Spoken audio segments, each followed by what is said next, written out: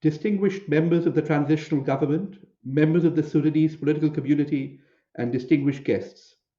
Let me start by expressing my thanks to Dr. Girshab and the Regional Center for Training and Development of Civil Society for this invitation to contribute to what is, I believe, going to be a very important conference. Thank you for having me speak on behalf of the Forum of Federations. The people of Sudan deserve congratulations for their courage and their desire and ambition to rebuild a Sudan that is anchored in the ideals of freedom, peace, and justice. You don't need me to tell you that Sudan stands at a critical juncture in its political history. As it democratizes and federalizes, the actions of all Sudanese stakeholders will determine its future. You know as well as I do that Sudan is not the first country to undergo this double transition, but it has the advantage of learning from the successes and also of the failures of those who tried before. The constitution and political system that Sudan gives itself should be rooted in its own culture, historic, and socio-economic realities. And to this extent, the outside world can only provide lessons and serve as an inspiration.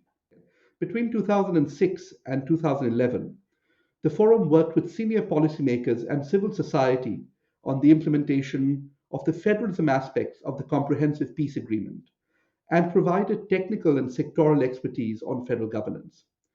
The Forum Federations is therefore honored to be part of this conference and to re-engage with the Sudanese people.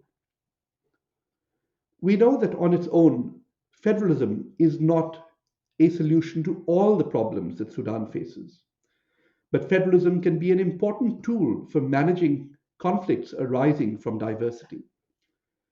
Social, economic, ethnic, and linguistic diversity are a reality in most countries around the world. These are traditional markers of identity along which groups have politically mobilized from time to time across the world.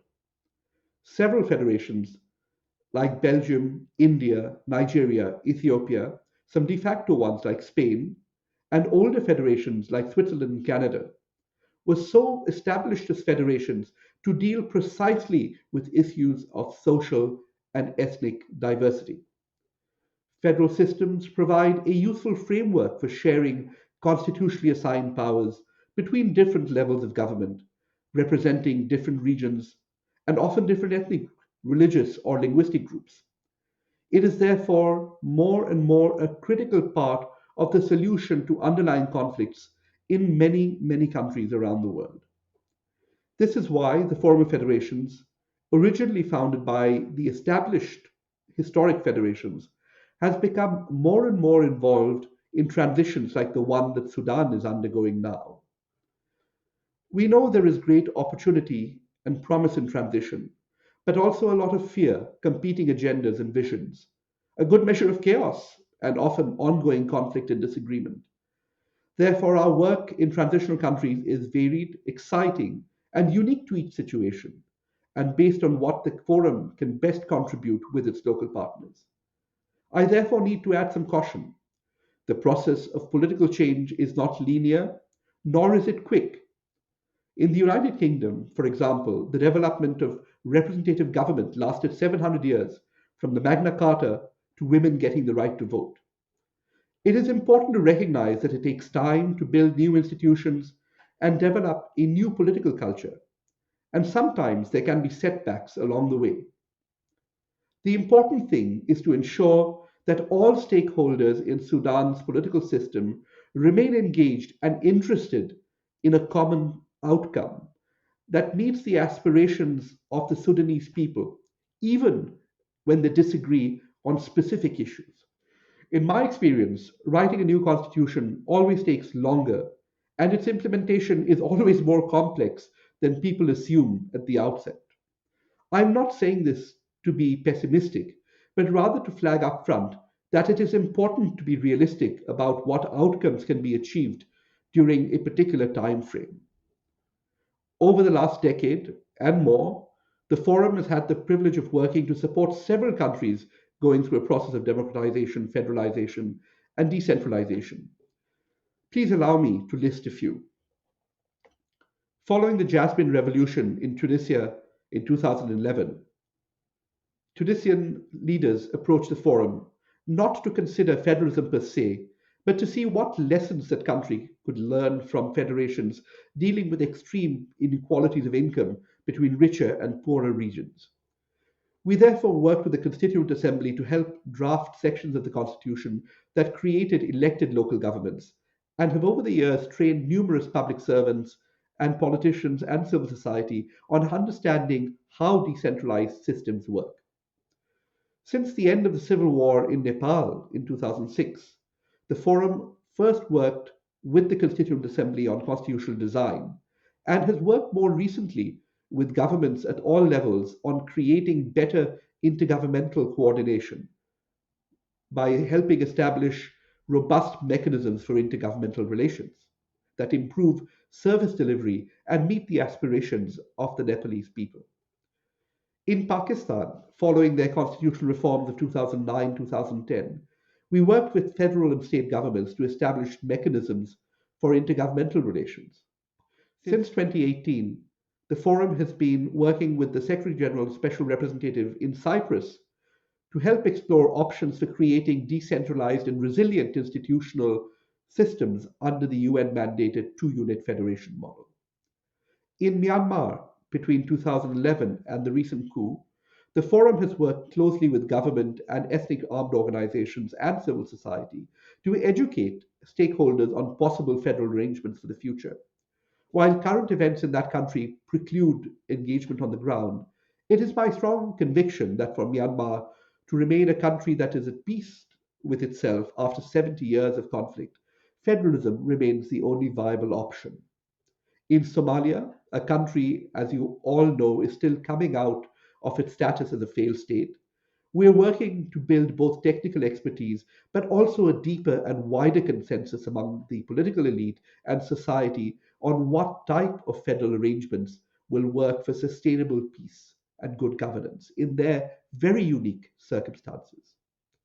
Also, next door to you in Ethiopia, the Forum has been supporting a national dialogue among all political and ethnic stakeholders on reconciling their sometimes competing views of what a federal Ethiopia should look like. This year, the Forum began working with the Philippines government and the newly established Bangsamoro Autonomous Region in Mindanao to support the establishment of institutions for intergovernmental coordination. Because federalism is more than just a set of technical options, the Forum also focuses on how we can strengthen the enabling environment to create a successful political culture that nurtures federalism during transitions.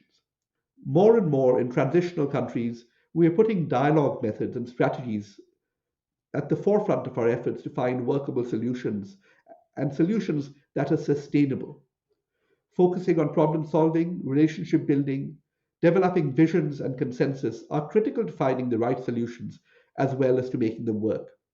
In several countries, we are helping to develop leadership networks and the capacity to build new visions for working effectively across social and economic and political fault lines. In Morocco, Jordan, and Tunisia, the Forum is working with local partners to strengthen the role of women in the political process. Indeed, gender equality has become more and more mainstreamed in all of our work. In the last 2 decades, the Forum has worked in close to 40 countries, both established federations but also new and emerging ones. There is literally no area of federal governance that we have not worked and published in extensively over the years.